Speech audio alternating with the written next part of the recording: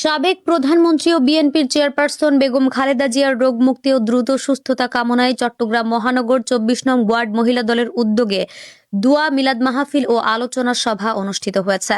শনিবার রাতে বাদ এশার নামাজের পর হালিশহর কে ব্লক এলাকায় এই অনুষ্ঠানের আয়োজন করা হয়।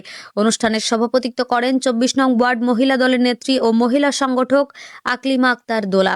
উক্ত অনুষ্ঠানে উপস্থিত ছিলেন চট্টগ্রাম মহানগর বিএনপির আহ্বায়ক কমিটির সদস্য ও সাবেক কমিশনার আবুল হাশেম, কেন্দ্রীয় মহিলা দলের যুগ্ম সম্পাদিকা বেগম ফাতেমা বাদশাহ, চট্টগ্রাম মহানগর মহিলা দলের সাবেক সহসভাপতি ও সাবেক কাউন্সিলর জেসমিন খানম এবং চট্টগ্রাম পাঁচলাইশ থানা মহিলা দলের সভাপতি সাইমা রহমান। বক্তারা বলেন, বেগম খালেদা জিয়া দেশের গণতন্ত্র ও মানবাধিকারের পক্ষে এক অবিচল নেত্রী। তার সুস্থতা কামনায় দেশবাসী দোয়া করছে। তিনি দ্রুত সুস্থ হয়ে জনগণের মাঝে ফিরে আসবেন বলে তারা আশা প্রকাশ করেন। অনুষ্ঠানে ২৪ নম্বর ওয়ার্ড মহিলা দলের নেতাকর্মীরা ছাড়াও যুবদল, স্বেচ্ছাসেবক দল ও শ্রমিক দলের প্রতিনিধিরা অংশ নেন। মিলাদ ও দোয়ার মাধ্যমে অনুষ্ঠানের সমাপ্তি হয়।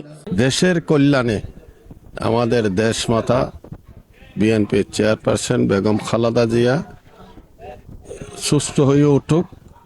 উনি আমাদের অভিভাবক, বাংলাদেশের অভিভাবক, 18 কোটি মানুষের অভিভাবক। ওনার সুস্থতাই আমাদের একান্ত কাম্য। আমরা যাতে আগামী সংসদেও ওনাকে আল্লাহ যেন আমাদেরকে দেখায়।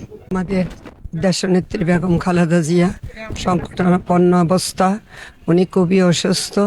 তাই সারা বাংলাদেশে ওনার জন্য, শুধু এখানে নয়, সারা বাংলাদেশে দোয়া মাহফিল হচ্ছে।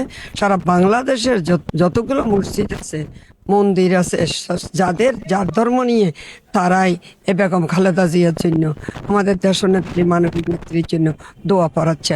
3 বারের সাবেক প্রধানমন্ত্রী বেগম খালেদা জিয়া আমাদের মধ্যে সুস্থ হয়ে ফিরে আসুক, এই আমরা কামনা করছি এবং দেশবাসীর কাছেও আমাদের এই বার্তা পৌঁছাবো। এই কথাই তাদের কাছে আমাদের এই অনুরোধ থাকবে।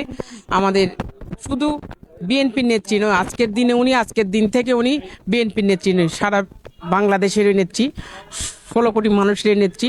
ওনাকে সেরে ওঠার জন্য সবার মাধ্যমে যাতে দোয়াটা হয়, আমার মা যাতে আমাদের ফিরে আসি, এই কামনা করছি জনগণের কাছে আমি।